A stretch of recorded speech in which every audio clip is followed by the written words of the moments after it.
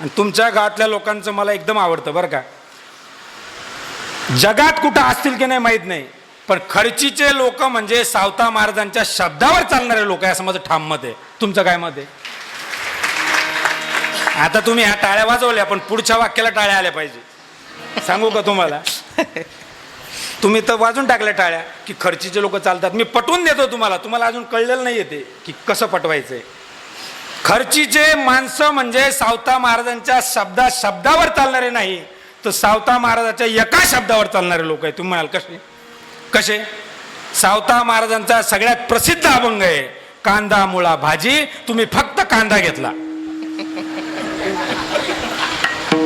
सावता महाराजांनी सांगितलं कांदा, ते म्हणले बस महाराज धन्यवाद, आम्ही कांद्यावरच लक्ष देतो. अहो आजूबाजूच्या 10 खेड्यात नाही तर संपूर्ण एरंडोल तालुक्यात कांदा उत्पादनासाठी प्रसिद्ध असणारं गाव तर खर्ची गाव आहे. हे ते गाव आहे. सावता महाराजांचा आदर्श आहे ना. सावता महाराजांनी सांगितलंय कांदा मुळा भाजी. तुम्ही कांद्यापासून सुरुवात करा, पुढं पुढं येईल आता मुळा भाजी, आहे की नाही. कांद्यासाठी प्रसिद्ध असणारे लोक आहे आणि काबाड कष्ट करावे लागतात त्यासाठी. ते उगच होत नाही, आहे की नाही. आपल्याला वाटतं बा शेतकऱ्याला उत्पादन झालं, ते सहज होतं का? अहो घाम गाळावा लागतो, हाडाचे काढं रक्ताचे पाणी करून ते झिजवावं लागतं.